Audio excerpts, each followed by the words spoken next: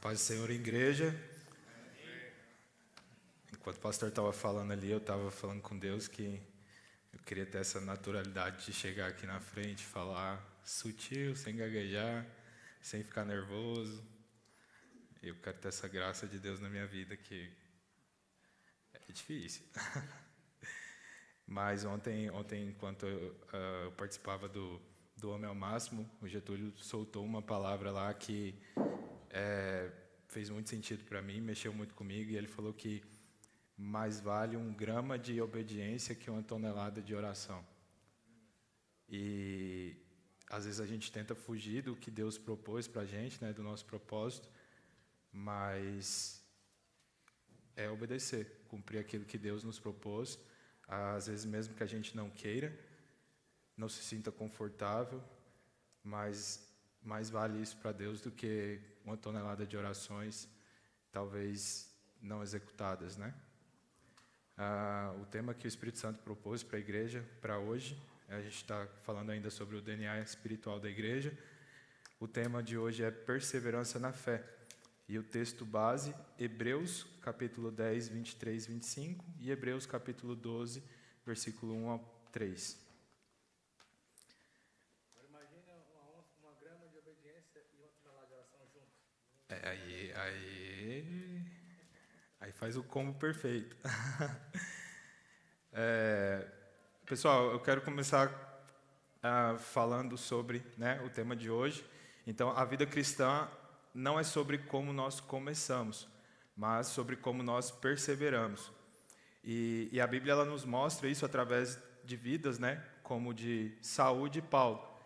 E aqui eu separei um exemplo para vocês de Saul, que ele começou, né, sendo escolhido por Deus, cheio de direção, cheio de propósitos, mas que ao longo do caminho ele deixou de obedecer, ele deixou de confiar e ele passou a seguir a sua própria vontade, até que ele chegou a um ponto em que Deus o rejeitou, né? E isso vai estar escrito em 1 Samuel, capítulo 15, 23, onde a Bíblia vai dizer que, visto que rejeitaste a palavra do Senhor, o Senhor também rejeitou Saul. Então aqui nós vemos que Saul começou bem, mas ele não perseverou. E por outro lado, nós vemos a vida de Paulo, que era um homem que começou perseguindo a igreja, indo contra Deus, sem direção espiritual, mas que quando ele teve um encontro com Cristo, tudo mudou.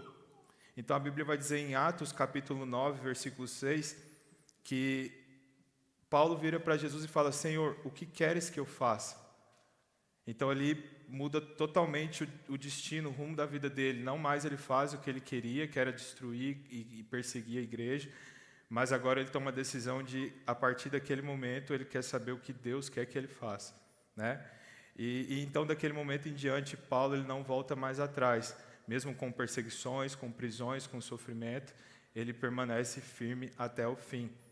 E em 2 Timóteo, capítulo 4, versículo 7, a Bíblia vai dizer, né, Paulo diz: combati o bom combate, acabei a carreira e guardei a fé, né?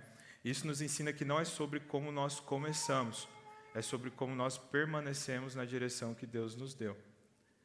E enquanto eu meditava nessa introdução aqui, o Espírito Santo me lembrou, né, de uma história. Hoje eu vou falar um pouquinho sobre a minha história, sobre o que algumas experiências que eu tenho vivido com Deus, talvez nos últimos meses, nos últimos anos. E enquanto eu meditava nessa introdução, o Espírito Santo me lembrou da minha chegada aqui nos Estados Unidos. Quando eu cheguei aqui, eu vi debaixo de uma direção de Deus. Então eu já tinha um lugar para morar, eu já tinha um lugar para trabalhar, eu já tinha tudo formado, tudo direcionado, tudo encaminhado para acontecer, né? E durante o percurso, enquanto ali eu seguia uma direção, enquanto eu seguia um caminho que Deus tinha preparado para mim, foi preciso mudar a rota. E eu comecei a passar por situações que me deixavam desconfortáveis, e eu comecei a clamar e buscar em Deus a solução para aquilo. E para solucionar aquilo, eu pedi a Deus para que Ele falasse comigo, para que Ele me colocasse no lugar certo, com pessoas certas, da forma certa que Ele queria. E como resposta dessas orações que eu fazia naquele momento, Só para vocês entenderem um pouco do contexto, quando eu cheguei, eu vim para os Estados Unidos para trabalhar na área de construção. E era algo muito novo para mim, porque no Brasil eu sempre trabalhei na área de mais parte administrativa, então é serviço mais leve, você fica ali um pouco mais acomodado. Então, quando eu cheguei, que eu tive aquele baque, né, da construção, um serviço mais pesado, quando é verão é muito quente, e quando já vai para o frio é muito frio, então eu comecei a ficar meio preocupado com aquilo. Inclusive, mulheres aí que têm seus maridos que trabalham em construção, valorizem, porque o negócio é puxado, é pesado. E hoje eu admiro mais ainda, né, quem suporta principalmente a parte do inverno, que foi a parte que eu comecei a ficar assustado. E foi através dali que eu comecei a pedir a Deus para talvez mudar a rota e me encaixar em algo que realmente eu me sentisse melhor. E diante disso, Deus me respondeu. Eu tenho um amigo que ele tinha uma companhia e ele me fez a proposta para trabalhar com ele. E aquela proposta ela mudaria totalmente a minha estrutura, tanto emocional como financeira, como familiar, enfim, mudaria totalmente a minha estrutura. E eu precisava de algo que viesse de Deus, para que confirmasse no meu coração que eu deveria tomar aquela decisão, que eu deveria aceitar ou não aquela proposta. E eu lembro que no primeiro momento eu ajoelhei e quando eu fui ajoelhar, pedi a direção, né, o discernimento para Deus do que eu deveria fazer. Quando eu comecei a orar, o Espírito Santo já falou comigo: para que você está me perguntando algo se essa já é a resposta?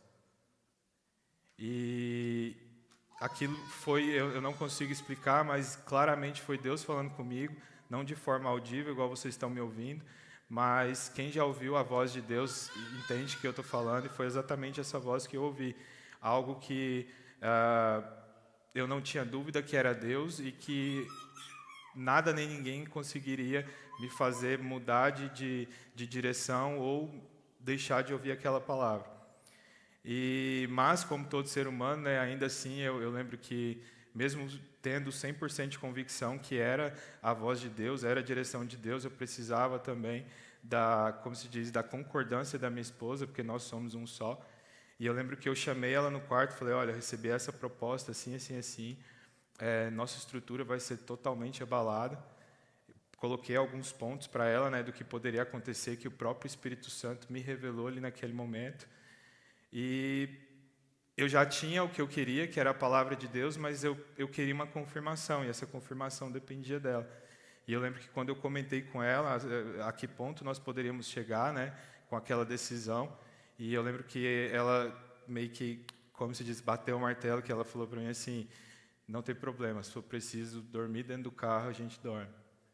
Então eu entendi que ali realmente era Deus, porque mesmo diante de tanta turbulência, além de eu ter a palavra de Deus, eu ainda tinha minha esposa que estava comigo. Então eu falei: então não tenho dúvidas, é isso, vamos para cima, né? E o que é interessante, que durante esse processo, né, que eu literalmente tinha entendido que era a voz de Deus me direcionando a tomar aquela decisão, eu percebi que o diabo ele começou a usar pessoas que eram influentes na minha vida, tanto familiar como espiritual, para tentar me desviar daquele foco, para tentar me tirar da palavra que eu tinha recebido de Deus. E foi incrível para mim que eu percebi que o diabo, quando ele entra nessa situação, ele não pega pessoas que são insignificantes para você. O diabo ele vai pegar pessoas que significam para você, que são referências para você, para tentar tirar desse foco. Então é aí que é a importância de você ter um discernimento espiritual e saber que voz que você ouviu e que voz que você quer seguir, né? E mesmo com essas turbulências, com essas interferências também, igual eu falei de referências, ali naquele momento eu decidi perseverar e seguir a voz que eu tinha ouvido, porque eu tinha clareza que ela era de Deus. E o primeiro tópico que eu separei aqui para a gente abordar sobre a perseverança da fé é que nós, como cristãos, nós devemos aprender a reter a esperança. E a Bíblia vai dizer em Hebreus capítulo 10, 23, algum irmão pode ler para mim, por favor? Hebreus 10, capítulo 10, ou Hebreus 10, versículo 23. Guardemos firme a confissão da esperança, sem vacilar, pois quem fez Então aqui a gente vê o quê? Que a fé ela não é testada quando está tudo bem. Ela é provada quando tudo começa a desmoronar. Reter a esperança é isso, é confiar mesmo sem ver nada ainda. Um exemplo bem claro, né, de o que é reter a esperança é semelhante a um pai que trabalha todos os dias, e eu acredito que aqui a maioria dos pais vão se identificar com isso, porque reter a esperança é semelhante a um pai que trabalha todos os dias, mesmo cansado, né, às vezes doente, às vezes machucado, mas que ele persevera no trabalho ali, porque primeiramente ele sabe que ele tem um filho para cuidar, ele tem um filho para dar exemplo, né? E esses pais, geralmente, eles vêm, eu estou dando exemplo de pai, mas isso serve tanto para pai como para mãe, e que mesmo cansado, machucado, ele vê a necessidade de dar o exemplo, primeiramente, né, de suprir a necessidade do lar, e também porque ele quer dar uma condição de ver o filho educado, formado, com uma vida formada lá na frente. Então, o que eu quero passar para vocês aqui? A visão do pai, nesse momento de acordar cedo todos os dias e trabalhar e tudo mais, é a visão de garantir o sustento do filho, o crescimento, a educação, para que lá na frente ele já enxerga esse filho formado, ele já enxerga esse filho estabilizado em um bom casamento, com um bom trabalho. Então, ele não está olhando para a circunstância do momento, não está olhando para a dificuldade do dia. O pai, o verdadeiro pai, né, e mãe, ele olha já lá na frente. O que ele precisa fazer hoje para chegar onde ele quer chegar, né? E aqui um exemplo claro disso também que nós temos, né, sobre reter a fé, é o exemplo de Abraão, que ele recebeu a promessa que seria pai de multidões, né, mesmo sabendo que já era velho, que a sua esposa também já estava velha, e que Sara ainda era estéril, para complicar tudo, né? E a Bíblia vai dizer em Romanos, capítulo 4, 18, que Abraão, ele esperava contra a esperança, e mesmo assim ele creu, né? E o que é a esperança contra a esperança? Humanamente, não havia mais esperança para ele, mas espiritualmente ele continuou esperando. Mesmo tudo cooperando para ele desistir, para ele não acreditar, ele decidiu acreditar. E Deus prometeu, né? Passaram ali 10, 15, 20 anos, né? O corpo deles continuou envelhecendo, a esposa de Abraão continuava estéril, e mesmo assim ele permaneceu confiando e crendo. E por que ele fez isso? Porque ele considerava, conforme a palavra de Deus diz em Romanos 4, 21, que ele considerou que Deus era poderoso para cumprir o que prometeu. Então Abraão não estava mais sustentado pelas circunstâncias, ele estava sustentado por quem Deus é. E reter a esperança não é não é ver, é decidir continuar esperando, mesmo quando tudo diz que acabou. Uma pergunta aí, talvez você possa ampliar um pouco mais essa frase que você falou aí. Falamos de Hebreus reter a perseverança ou a esperança, mas você falou assim, a fé não é testada quando tudo está bem, mas quando tudo está sendo abalado. Você pode ampliar mais, abrir mais isso aí? Posso, claro. Para você entender melhor isso? Eu até separei aqui, era que eu ia continuar agora, eu já ia responder isso, porque eu quero dar... o Espírito Santo me levou ao entendimento de compartilhar essa experiência que eu tive relacionada ao trabalho em paralelo com esses temas que a gente vai abordar hoje. Então, dando continuidade, respondendo a pergunta do senhor aí, eu tomei a decisão de escutar a voz de Deus. E o que me chama muita atenção é que quando Deus ele te entrega uma palavra, ele vai te dar a direção e ele vai te ensinar no caminho que você tem que fazer. Então, da mesma forma que ele falou para mim, pega e vai, ele já começou a deixar sinais do que aconteceria por ali.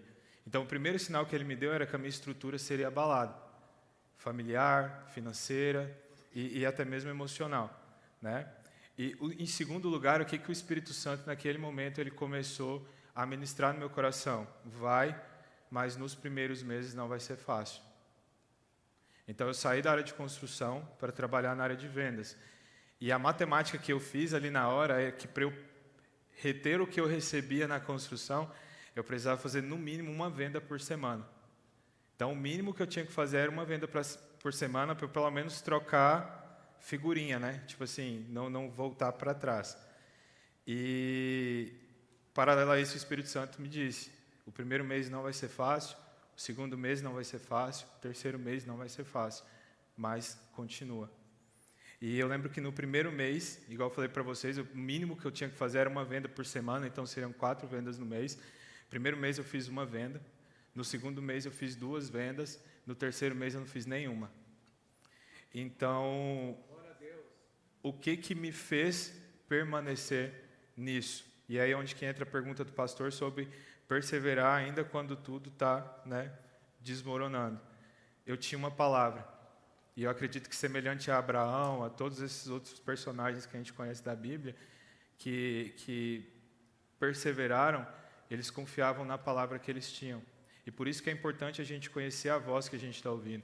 Porque quando você identifica que a voz vem de Deus, ainda que tudo desmorone, que foi o que aconteceu comigo, né? Eu tinha todos os motivos do mundo para duvidar até mesmo da voz que eu ouvi, mas ali eu decidi perseverar e confiar que Deus estava comigo e que a promessa que Ele tinha feito ainda ia chegar. Durante esse tempo foi necessário reter a minha fé, né? Confiar e acreditar que Deus estava cuidando de tudo, me preparando porque o que Ele tinha para mim, o que Ele tinha me prometido era muito maior que aquilo. Então, naquele momento eu não sabia como ia acontecer, de que forma ia acontecer, mas eu sabia que ia, porque, como a gente leu aqui agorinha, o Deus que tinha me prometido, Ele seria fiel para cumprir, né? E durante esse período, eu lembro que algo que Deus ministrava no meu coração diariamente era sobre não questionar os métodos de Deus. Então, durante esse período que eu pensava em questionar, e eu lembrava que eu tinha uma palavra, o Espírito Santo automaticamente ele vai te ensinando, né, como prosseguir. E uma das coisas que eu aprendi foi não questionar os métodos, porque era algo muito novo para mim. Eu nunca tinha trabalhado com área de vendas, então eu precisava aprender toda a parte de documentação, toda a parte de relacionamento com o banco, toda a parte de atendimento, aquela questão de transmitir confiança para o cliente do que você está vendendo e tudo mais. Então, eu precisava passar por esse processo de aprendizado. Então, eu acredito que esse período que eu não fiz venda, hoje eu entendo isso, na época era um processo, mas eu acredito que esse período que eu não fiz nenhuma venda era o processo que o Espírito Santo estava me preparando para o que Ele tinha para mim. Porque pensa, você nunca teve experiência com venda, não, eu não falo inglês, né? E você não tem experiência, além de não ter experiência, está num país que você não fala a língua e você tem que se virar e resolver problemas, né, em outra língua. Então, imagina você já chegar já fazendo várias vendas e tudo. O que seria uma bênção para mim, né? O que eu estava pedindo achando que era bênção, talvez seria uma maldição, porque eu ia me frustrar, eu não ia conseguir fazer atendimento, eu não ia conseguir finalizar a documentação. Então, aqueles primeiros meses, hoje eu entendo que era o preparo de Deus para o que Ele tinha para mim, né? E às vezes nós sonhamos grande, nós pedimos grande, mas não pedimos preparo para Deus, né? Nós não pedimos capacitação para receber o que nós estamos pedindo.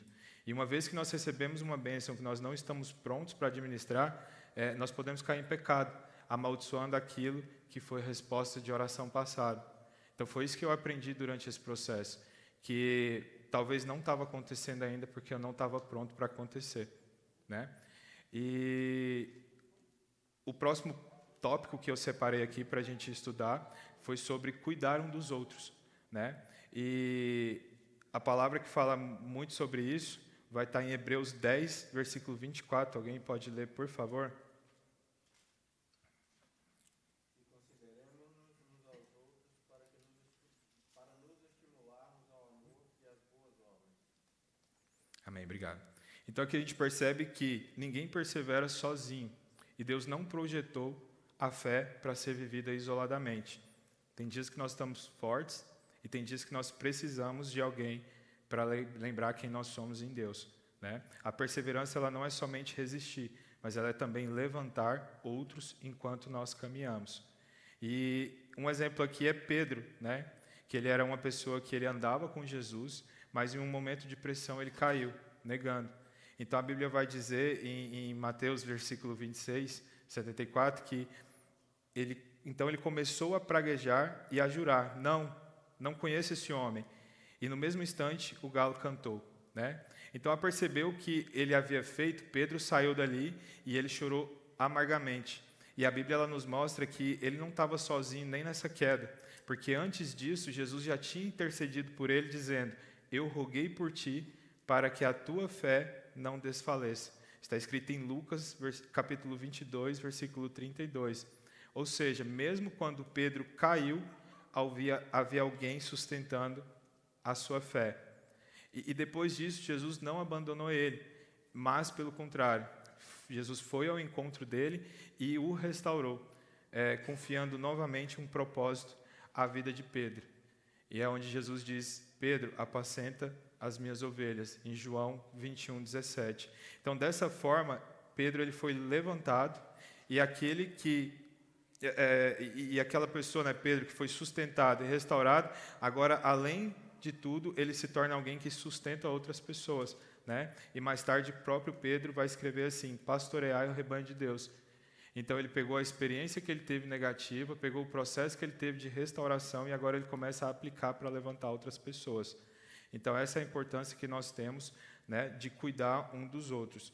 E por que a gente precisa entender isso? Porque o reino de Deus ele é assim, ninguém persevera sozinho.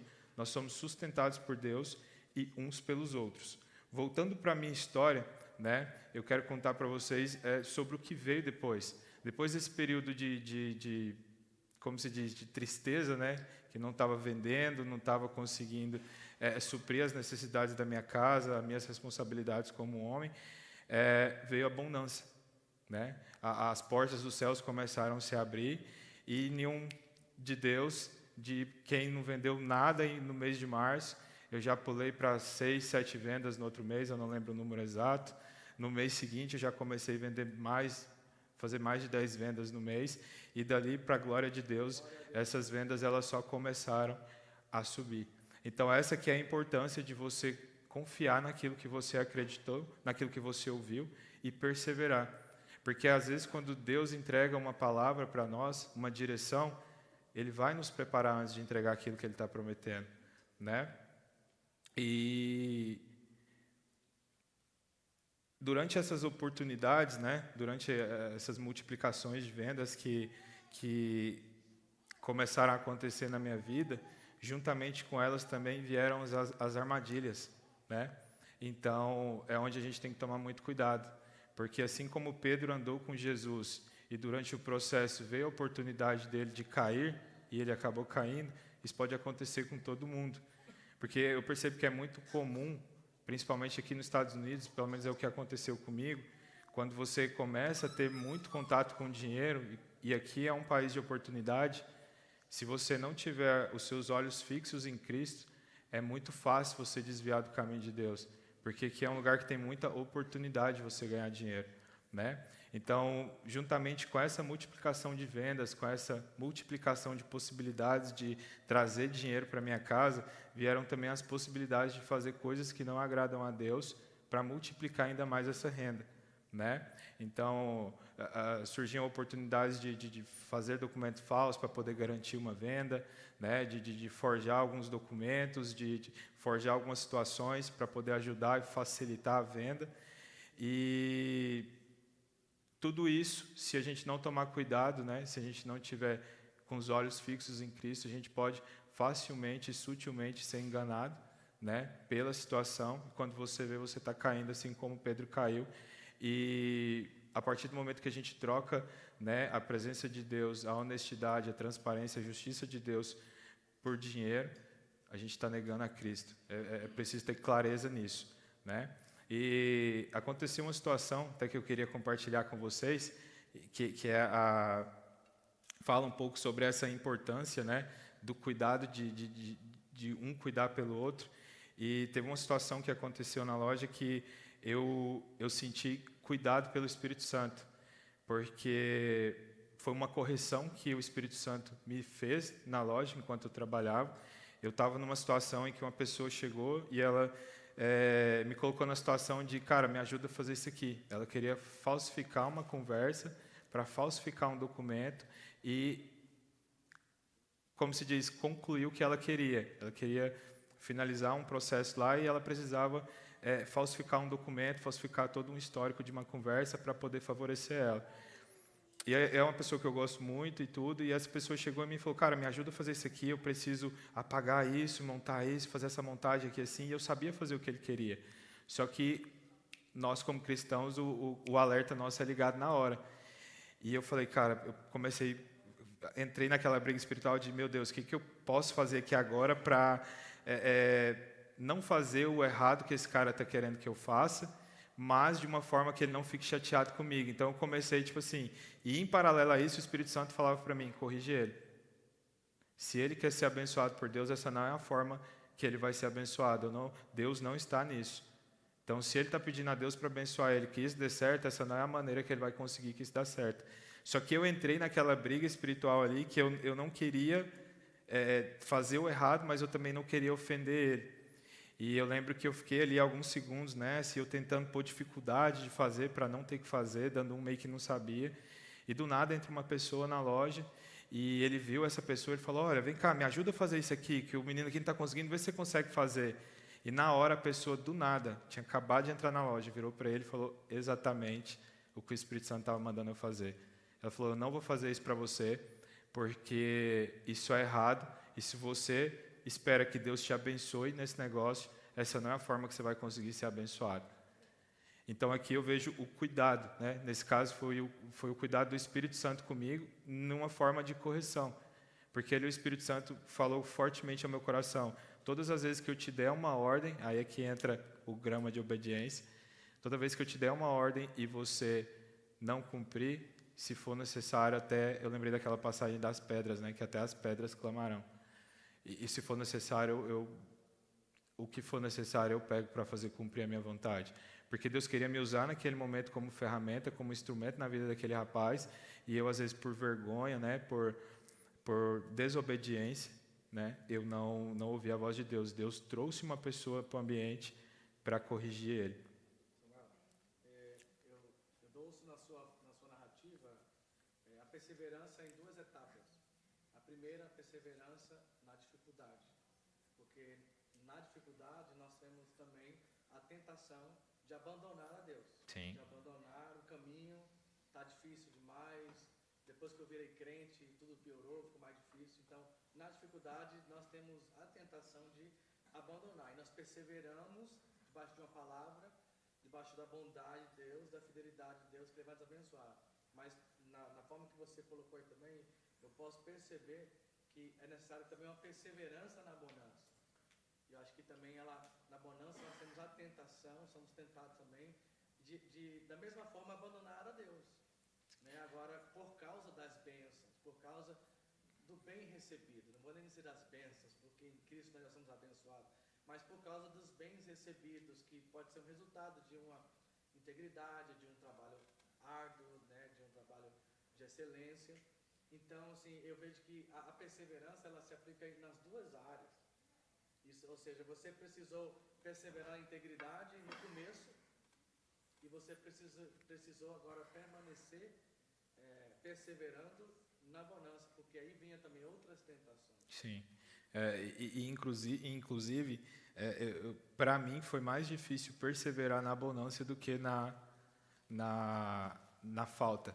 Porque na falta eu tinha a palavra e eu me ancorava nela. E na abundância já entra a parte de caráter. E que você facilmente você pode se perder naquilo, porque você pode até confundir que é bênção. Uma coisa também que eu adicionaria é que às vezes a gente ouve aquela coisa, né? Deus não vai te abençoar porque você não está preparado. Não, Deus pode te abençoar. A bênção de Deus, muitas vezes, não está coligada à minha preparação. Sim. Deus não é um Deus de mérito somente. Claro que nós temos princípios e temos resultados desses princípios. Mas Deus pode nos abençoar para provar a gente, né? Deus abençoou Jó e provou a fidelidade de Jó e permitiu que ele perdesse tudo e provou também a fidelidade dele, né? Então, em ambas as áreas, Jó perseverava. Porque Jó, no capítulo 1, fala que ele era homem íntegro, reto, temia a Deus, desviava do mal, sendo um homem de muitas bênçãos. Então, ele não negou o Senhor na bonança e nem na dificuldade. Porque às vezes a gente fica orando e aí a bênção começa a vir para nós e a gente pensa que está tudo bem, né? E a gente começa a trocar algumas coisas e começa a se afastar e começamos a desfrutar mais daquilo que recebemos vida daquele que nos permitiu alcançar alguma coisa. É verdade. Seguindo aqui agora, eu acredito que eu vou entrar um pouco nisso que o senhor está falando também, que o próximo tema que nós vamos abordar aqui é sobre não abandonar a congregação, né? Então, a palavra de Deus vai dizer em Hebreus 10, 25, não deixemos de nos congregar, né? Então, tem gente que acha que abandonar a fé começa quando a pessoa sai da igreja, mas isso não é verdade, né? Ela começa quando você está presente, mas você já está conectado. E um exemplo aqui muito claro disso é do jovem Eutico, né? Aquela passagem que ele estava sentado na janela e ele estava disperso. Ele flertava com o que Paulo estava ministrando e, em paralelo, ele flertava com o que estava acontecendo lá fora, né? E a Bíblia vai dizer que ele estava na reunião, ele estava ouvindo Paulo, mas ele estava na janela. Ele estava indeciso se ele focava lá dentro ou lá fora. E com o tempo, né, ele acaba se distraindo, ele acaba adormecendo ali e cai, né? Então, isso aí é um exemplo claro também do cuidado que nós temos que ter também em estar dentro da igreja, mas não estar presente, né? Não estar participando. E a Bíblia vai dizer ali, igual eu falei, que ele foi vencido pelo sono e acaba caindo. Então, ele não caiu de uma vez, né? Ele foi ficando cansado, distraído, distante, até que caiu. E isso é muito atual, né? Porque tem gente que vem para a igreja, participa, mas está no ambiente, mas ela já está na janela. E entre Deus e outras coisas, ou entre a presença e a distração. E quando nós permanecemos nesse lugar, a queda ela vira uma consequência, né? Consequência da nossa atitude de dispersão. E é engraçado nessa história que mesmo assim a gente vê a graça de Deus, né? Porque Paulo ele desce e ele ainda diz, não se preocupem, que ele está vivo. Mais uma vez, pela misericórdia de Deus, Deus usa Paulo que ainda vai lá e dá uma nova oportunidade para esse jovem, né? Então aqui nós vemos que o problema não é só sair da igreja, um exemplo que a gente deu aqui através desse jovem, mas o problema também é começar a se desconectar por dentro, né? O perigo não é estar fora, está dentro, mas na janela. E aqui eu quero separar para vocês também e falar um pouquinho sobre a importância de congregar, né? Porque recentemente aconteceram algumas mudanças, né, na minha vida nessa área profissional. E só eu estou meio que dividindo a história para fazer sentido com o que a gente está estudando. E nos últimos meses, talvez semanas, aconteceram algumas mudanças no trabalho e que começaram a colocar em dúvida a minha permanência ali. Então, eu comecei a meio que duvidar se ali ainda é o meu lugar. E, de acordo com essas dúvidas, né, começaram a surgir algumas perguntas que eu comecei a fazer para Deus, alguns pedidos novos de Deus me colocar no lugar certo, com pessoas certas, de Deus me apresentar aos amigos dele para que eu pudesse conviver com esses amigos. E eu comecei a buscar em Deus essas respostas, porque eu comecei a falar, Deus, da mesma forma que eu ouvi a sua palavra para eu vir para este lugar, né, agora de acordo de outras propostas que eu tenho, eu preciso ouvir a sua voz se é a hora de eu sair daqui e ir para um outro lugar, para um outro ambiente, né? E eu percebi que se eu continuar ali, talvez eu já não tenho mais forças para lutar contra o que eu não quero fazer, né? Então eu comecei a buscar em Deus a solução de ou Deus me capacita para continuar neste lugar e não me perder, ou então Deus me leva para um lugar onde eu vou ter paz com o Senhor. Eu comecei meio que buscar isso em Deus.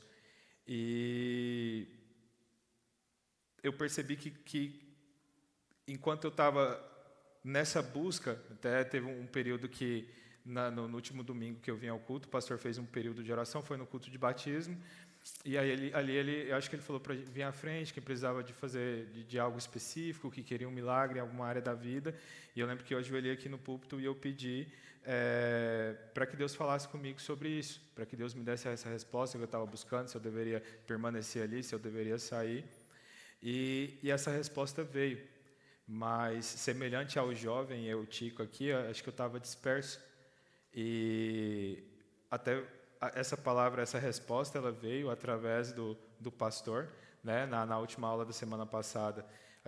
O pastor sempre, durante a aula ali do Homem ao Máximo, o pastor sempre vai ali, dá uma palavrinha rápida, faz uma oração com a gente e sai.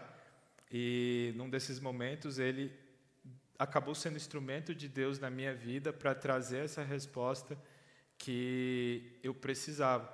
Só que no momento, assim como esse jovem, o Tico, eu acredito que eu estava tão disperso que eu escutei a palavra dele, mas eu não entendi que era Deus me dando a resposta que eu estava buscando. Então, já tinha um tempo que eu estava buscando a resposta, já tinha um tempo que eu estava clamando a Deus por direção, Deus enviou a resposta, enviou a direção, mas eu estava disperso.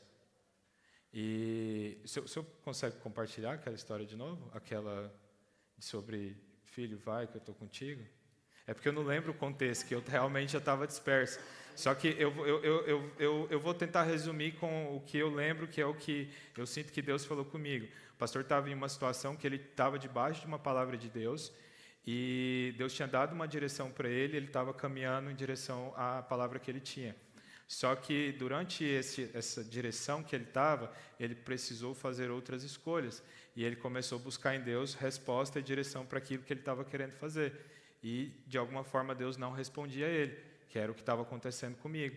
Eu estava buscando direção de Deus porque eu não queria tomar uma decisão sem a resposta de Deus, e Deus não estava falando comigo. E aí o pastor começou a questionar Deus por que Deus não estava falando com ele. E aí Deus foi e falou com ele: eu não estou falando com você porque você ainda está debaixo da direção que eu te dei. Não foi preciso mudar o destino, não foi preciso mudar a rota.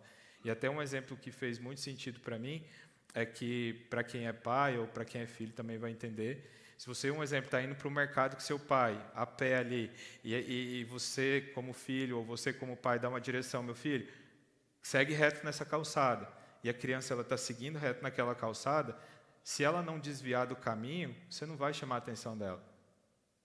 Não tem um motivo para você chamar a atenção dela se ela está na direção que você mandou. E só existem duas formas de você chamar a atenção dessa criança, como pai, né, na visão de pai. Se essa criança desviar da direção que você deu, ou se chegar em um ponto, tipo uma esquina, em que essa criança tem que virar. Então essas são as 2 horas que o pai vai falar com o filho, ou para corrigir e trazer ele para o caminho, ou para dar uma nova direção. Então foi isso que eu entendi através da palavra que o pastor deu, que era o que Deus estava falando comigo. Porque semelhante ao pastor que estava numa direção, Deus não estava falando com ele, porque Deus já tinha avisado: vai, eu estou contigo. E comigo no passado, quando eu tive que sair de uma profissão para outra, Deus me tirou de uma direção e Ele falou audível comigo, porque Ele precisava que eu entendesse que eu precisava mudar a direção. E dessa vez já é um pouco diferente, porque a resposta que eu esperava de Deus não era de mudar de direção, era de continuar caminhando naquilo que eu acreditava que Ele estava propondo para mim.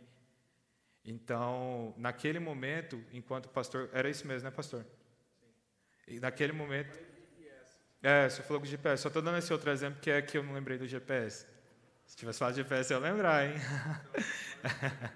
mas foi parecido. Só que qual que é o problema? Naquele momento que o pastor levou essa palavra, na terça-feira ali para a gente durante a aula, eu estava disperso. Eu não estava sensível ao Espírito Santo, então eu não consegui perceber que era a palavra de Deus para mim.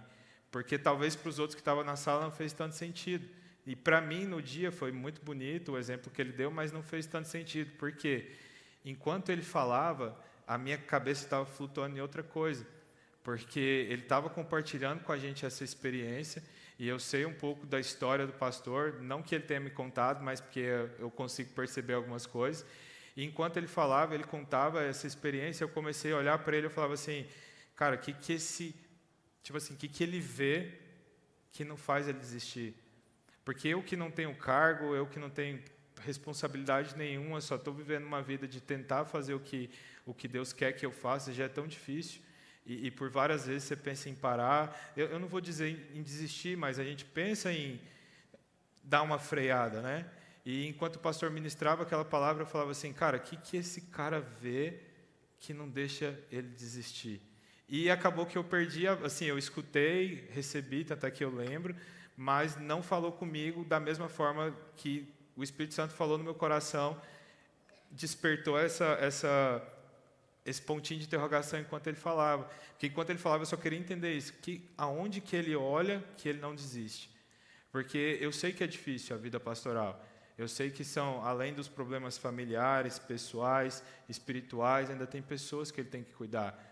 Ainda tem pessoas que tem que ter todo o manejo ali de conversar, de ensinar e de estar junto. Então, eu acredito que é muito difícil, é um peso, acredito que é algo muito difícil de seguir. Então, ali naquela hora eu fiquei meditando nisso, eu queria entender o que ele vê, porque era muito complexo para mim. E eu acabei compartilhando isso com o pessoal na sala, depois que o pastor saiu, e a gente ali debateu alguns assuntos e tudo, só que eu cheguei em casa e falei, eu preciso concluir isso, eu preciso entender. E, por incrível que pareça, era o próximo tópico, o último tópico do estudo que eu precisava montar para a aula de hoje. E o tema é olhar para Cristo. Então, quando eu cheguei em casa no outro dia pela manhã, quando eu fui finalizar, isso foi na terça-feira, e eu precisava entregar o estudo na quarta-feira. E é o último tópico que eu precisava concluir para enviar o estudo. E quando eu li, para mim fez muito sentido e claramente era Deus falando comigo, porque olhar para Cristo, a Bíblia vai dizer em Hebreus 12, versículo 2, que olhando firmemente para Jesus, o autor e consumador da fé. Nós devemos olhar firmemente para Jesus, autor e consumador da fé. Então aqui está o segredo da perseverança. Não é sobre força, não é sobre disciplina, não é sobre tentar mais, é sobre para onde você está olhando. Então, o que o Espírito Santo começou a ministrar no meu coração aqui não é o que ele está vendo agora, é para onde ele está olhando. Então, aqui o Espírito Santo começou a me responder o que ele vê que não deixa ele desistir. Ele não olha para a circunstância, para o problema, ele olha para o propósito. Inclusive, quando ele começou a falar ali no começo, antes da aula, ele já deu uma pincelada sobre isso, sobre olhar para o propósito, porque aquilo que nós olhamos vai definir o quanto nós vamos permanecer. E quando olhamos para Jesus, nós entendemos o que é perseverar de verdade, porque Jesus ele é o maior exemplo que nós temos de perseverança, porque não é porque, um exemplo, Jesus, o que ele passou aqui, ele suportou, não é porque estava tudo bem, mas porque ele sabia exatamente o que ele iria enfrentar, e a cruz naquele momento para Jesus, nós sabemos que não era surpresa para ele sabia o que esperava para ele.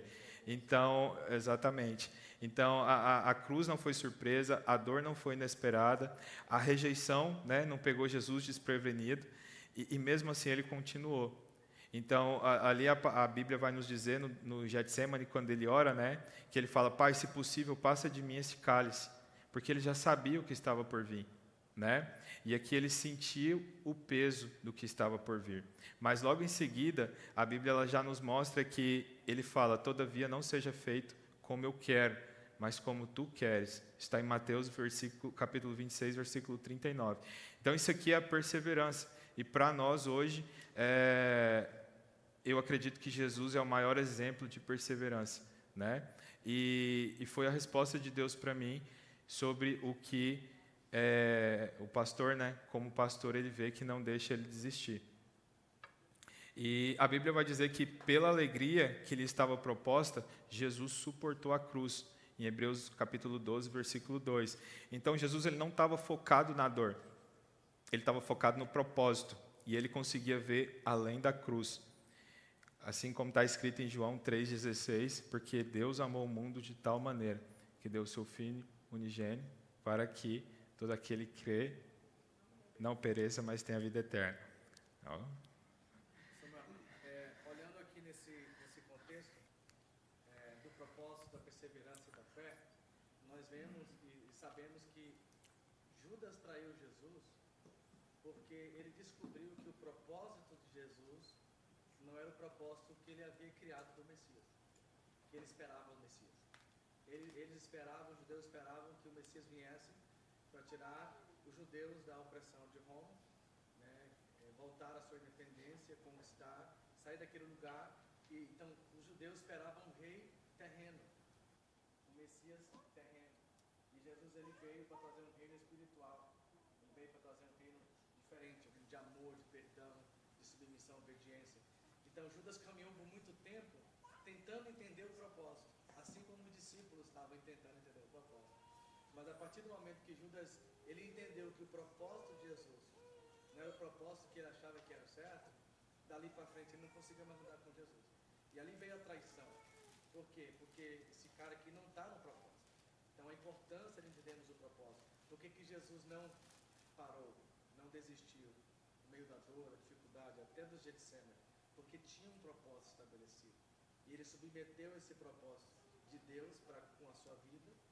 Desde quando ele se esvazia de si mesmo lá do céu, deixa toda a sua glória, já começa o propósito. Mas ele vai até o fim, e até a morte de cruz. Então quando Judas entende que esse propósito não era o propósito que ele esperava que o Messias viesse a cumprir, então ele traiu. Por quê? Porque eu não quero mais andar com você. Esse não é o meu propósito, não é aquilo que eu creio, não é aquilo que eu acredito. Então, para a gente analisar e viver. E aí volta ao que eu falei no começo aqui, né? Sobre o propósito acima de amizade. Porque, às vezes, na caminhada, a gente pode se decepcionar com algumas coisas. Mas no propósito, nós não nos decepcionamos. Porque o propósito é eterno. Uau. E assim, concluindo aqui, né, completando também o que o senhor falou, o que Jesus ele via, né, ele via a redenção, ele via vidas sendo alcançadas, ele via o propósito sendo cumprido, e acredito que aqui está a chave, né, que ele não olhava para a dor, porque se ele olhasse só para a dor, talvez ele pudesse... Não, eu acredito que Jesus não, mas isso serve para nós. Se a gente olhar para a dor, talvez a gente pode desistir, né? Da mesma forma o pastor, se ele olhar, né, para a dor que ele sente, para o peso que, né, da missão que ele carrega, talvez ele desiste. Então, por isso que é importante ele continuar olhando para o propósito, né, para qual Deus entregou e pela palavra que ele recebeu quando ele aceitou, né, esse ministério de como se diz, formar discípulos, né? Eu já olhei e já quis desistir. Aí, ó. E o Senhor me corrigiu, me trouxe de volta a esse lugar. Assim como os discípulos, assim como Pedro. Né? Porque quando nós temos um coração sincero e verdadeiro, o Senhor nos ajuda até mesmo em nossas fraquezas, até mesmo na nossa falta de fé. Então, já tem momentos no ministério que eu quis desistir. Quando a igreja fez 4 anos, eu tive um burnout. Eu parei no escritório da igreja e eu falei assim, agora eu sei porque os pastores desistem. E agora eu sei porque até muitos tentam tirar a sua vida. Porque eu cheguei num lugar onde eu não via mais saída. Isso eu acho que nesse momento o senhor estava olhando, antes de ter a clareza, né, do propósito. Sim. O senhor acha que nesse momento o senhor estava olhando para a dor e talvez por isso que o senhor estava pensando em desistir? Na verdade, eu estava olhando muito para mim. E aí estava o meu maior erro foi olhar para mim. E quando eu olho para mim e comparo o chamado, o sobrenatural sempre vai esmagar o meu natural. Não tem condição de eu carregar um propósito. Né? Nós não fazemos a obra de Deus, nós cooperamos com a obra de Deus. Porque ninguém tem condição de fazer uma obra para Deus. Então nós somos cooperadores dessa obra. E quando a gente olha para a gente, aí a gente se sente inseguro, a gente se sente incapaz, a gente se sente que Deus errou, que escolheu a pessoa errada, que tem outras pessoas melhores. Então, o que é orgulho? É olhar para si. Orgulho é olhar para si. Então eu estava vivendo um momento de orgulho e como a igreja começou a crescer, tomar proporção, eu comecei a olhar para as necessidades e comecei a me ver pequeno demais e incapaz demais para aquilo. E aí eu tirei os olhos desse lugar, do sobrenatural, de Cristo. E aí eu comecei a sucumbir, comecei a me afundar. E aí eu falei assim, agora eu sei por que muitos desistem, eu não vou dar conta, eu vou parar. Melhor parar do que ser envergonhado. E aí o Senhor, naquele culto, me deu uma palavra que era don't give up. Essa palavra marcou muito a igreja naquela época, porque eu estava nesse lugar de desistir e a palavra foi não desista. Então, eu preguei contra o que eu estava vivendo e o Senhor me ajudou a me restaurar a visão de novo e me trazer de volta a esse lugar, olhando para Cristo. Oh. Amém, glória a Deus, né? Que bom que o senhor não desistiu, porque senão talvez eu não estaria aqui, né?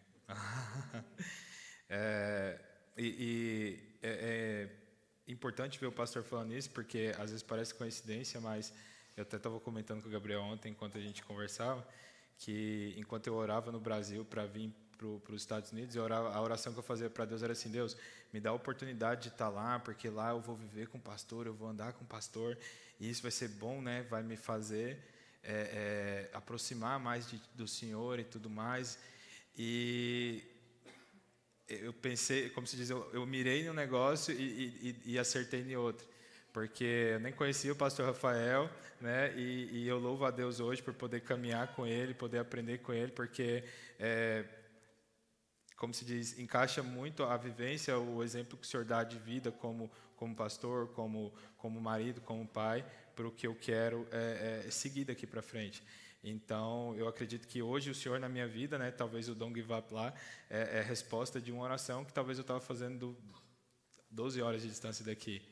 Então, eu consigo ver Deus até nesses detalhes, porque Deus parece que Ele vai montando várias peças para cumprir o propósito que Ele tem para a vida de cada um. Porque eu sou uma pessoa, já compartilhei com vocês algumas vezes, eu sou uma pessoa que eu sou cristão desde que nasci, eu vou à igreja desde criança, mas que tem poucos anos que eu verdadeiramente conheci a Cristo, e essas experiências que eu tenho tido com Cristo aqui, parece que elas têm sido mais intensas e mais profundas. Então eu percebo que Deus tem usado essa igreja para me moldar e para me aproximar verdadeiramente do propósito que Ele tem para a minha vida. Então eu louvo a Deus pelo Senhor não ter desistido também, que eu aprendo muito com o Senhor hoje, né? E só para concluir aqui também a minha reflexão, hoje eu vivo, né, uma situação de graças a Deus por mais uma resposta dele, e essa resposta também ela veio pela vida do pastor Rafael. Eu não sou uma pessoa, meu tempo já acabou, eu vou tentar ser rapidinho só para concluir o pensamento. Eu não sou uma pessoa que fico ligando muito para o pastor, acho que foi a primeira vez que eu liguei para o senhor para pedir ajuda, né, pastor, de um tempo que eu estou aqui. Eu cheguei numa situação profissional que eu precisava de ajuda, porque, igual eu falei para vocês, eu não estava ouvindo a voz de Deus, eu não estava conseguindo tomar a decisão que eu precisava, se eu deveria sair, se eu deveria continuar. E Deus já tinha usado o pastor para falar comigo, só que eu não tinha ouvido. E eu entrei numa luta espiritual, numa guerra ali, que eu preciso ouvir Deus, tem alguma coisa que eu estou fazendo errado. E, em paralelo a isso, o Espírito Santo começou a me incomodar para ligar para o pastor. E, no Brasil, a última igreja que eu congreguei 10 anos na igreja, e eu liguei uma única vez para o pastor para pedir ajuda, que foi uma das situações mais difíceis que eu tive. E ali eu falei, cara, eu vou precisar ligar para o pastor. Não é que eu sou orgulhoso a ponto de não achar que eu preciso do pastor, mas é porque às vezes eu sei lá, eu penso que o senhor tem mais problema, tem mais pessoas para cuidar, e às vezes eu acho que o meu problema não é tão relevante assim para parar. Mas às vezes é tudo que eu preciso, às vezes é parar e talvez pegar uma resposta que eu preciso. Foi realmente o que aconteceu comigo dessa vez. Então eu fiz uma ligação para o pastor durante a semana, e o Espírito Santo me trouxe clareza, mais uma vez, que ele já tinha falado comigo, né? Então, enquanto eu compartilhava com o pastor algumas dúvidas que eu tinha, automaticamente Deus falou comigo: eu já falei com você, eu já te dei a direção, eu já disse que eu estou com você. E essa palavra tinha sido na terça-feira, né? E só para vocês entenderem, mais uma vez, eu acredito que Deus testando a minha fé. Um testemunho que eu vou dar para vocês, só para vocês entenderem a matemática. No último mês, no mês passado, eu fiz 27 vendas. Então, para uma pessoa que precisava fazer 4 vendas para suprir a necessidade da minha casa, Deus me abençoou de uma forma que eu já vinha há cerca de 1 ano fazendo entre 15 a 18 vendas por mês, que era muito mais do que eu precisava, muito mais do que eu merecia. E Deus, no último mês, me abençoou com 27 vendas. Então, eu não consigo nem expressar minha gratidão a Deus por isso. E nenhum desses sentimentos de gratidão a Deus, algumas semanas atrás, eu me peguei numa situação aqui que o pastor estava ministrando sobre dízimo e oferta, e até quero dar uma pincelada sobre isso, que eu sou prova viva sobre a fidelidade de Deus através de dízimo e oferta, e não por barganha. Porque ainda quando eu estava no Brasil, eu pedi a Deus que eu queria vir para os Estados Unidos e eu queria zerar a minha vida. Então, tudo que eu achava que eu fazia de errado no Brasil, eu queria chegar aqui, eu queria recomeçar. Eu pedi a Deus essa oportunidade de recomeçar. E uma delas era a oportunidade de ser fiel no dízimo e oferta. Então, eu fiz um propósito, um compromisso com Deus de que aqui eu queria ser fiel no dízimo e oferta. E graças a Deus, Deus tem me abençoado, eu tenho conseguido ser. E todas as semanas eu tenho colhido a fidelidade de Deus através disso. E não é sobre números, não quero que vocês me interpretem mal, mas é sobre fidelidade.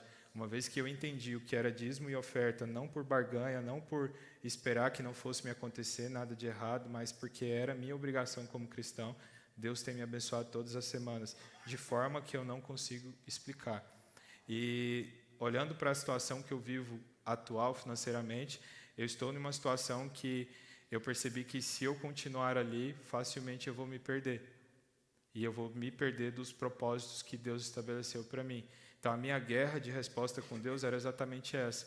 Porque em um período que eu estava em um momento de gratidão aqui na igreja, eu recebi uma palavra da pastora Flávia, na qual ela me disse que Deus mandava ela me dizer que eu ia prosperar nesse lugar. Ainda que eu não pedisse, que eu tenho uma certa dificuldade em pedir bênção financeira para Deus, porque eu já acredito que Ele me dá mais que eu preciso, que eu mereço. Ainda assim, ela colocou bem explícito ali, ainda que você não peça isso para Deus, mas Deus manda te dizer que Ele vai te fazer prosperar nesse lugar. Mas, antes disso, Ele vai te colocar à prova. Então, quando ela falou essa palavra, eu guardei, eu recebi, e eu fiquei naquela dúvida de como que vai ser essa prova. Será que vai ser na dificuldade, na necessidade? E hoje eu percebo que talvez Deus está me colocando à prova na fartura. Então, a situação que eu estou hoje é uma situação de decisão, de eu quero continuar dentro daquilo que eu acredito, daquilo que eu busco em Deus, ainda que eu tenha que dar um passo para trás e ganhar menos, ou eu devo continuar aqui entendendo que isso é a bênção de Deus. E quando eu falei com o pastor abriu, com a sabedoria que ele tem, abriu minha mente de que talvez o melhor a se fazer e a vontade que Deus tem para mim é dar um passo atrás. Eu já tinha meio que essa ideia formada, eu só estava com medo de sair do lugar que Deus me colocou. Mas eu agradeço mais uma vez pela vida do Senhor, eu louvo a Deus por isso, porque através do Senhor Deus me trouxe clareza dessa necessidade que eu tenho talvez de fazer tudo de novo, de começar do zero, porque eu já tenho a receita, eu já sei que Deus é capaz de fazer prosperar, assim como Ele fez com Isaac, que era Isaac que furava o poço, e o cara que queria o poço, ele tinha que furar em outro lugar? Era Isaac mesmo, né? Então, assim como Deus abençoou Isaac, não era o poço, não era o lugar, era Isaac. Então, eu acredito que Deus pode me abençoar onde eu estiver, assim como pode abençoar cada um de nós. Então, mais um ato de perseverança, eu decidi ouvir a voz de Deus, ainda que seja necessário abrir mão do que para mim hoje é bênção. E para mim isso é mais um ato de, primeiro, estar sendo testado por Deus e de perseverança na fé. Porque eu acredito que é uma decisão que para nós humanos é muito difícil, mas eu decidi seguir o que Deus quer para mim. E é isso, o estudo de hoje é sobre isso, é sobre perseverar, sobre não é a forma que nós começamos, Então, um exemplo do meu testemunho hoje é que, em relação a essa área profissional, eu comecei mal, mas eu louvo a Deus que eu estou terminando bem. E, semelhantemente, tem pessoas que começam muito bem, mas terminam muito mal, às vezes perdendo a sua própria salvação, Então, a reflexão que eu quero trazer para cada um de vocês nessa noite é isso. Ter clareza de qual propósito que Deus tem para a vida de cada um de nós, E eu acredito que o propósito de Deus na vida de todos nós é o mesmo, é glorificar o nome dEle através de todas as coisas, através da nossa vida, das nossas conversas, dos nossos pensamentos, do nosso trabalho e da nossa casa. Então, se a gente entender isso, que em todas as coisas nós temos que glorificar o nome de Deus, eu acredito que nós seremos prósperos em tudo, Porque a prosperidade não é riqueza, é não ter falta de nada. Amém?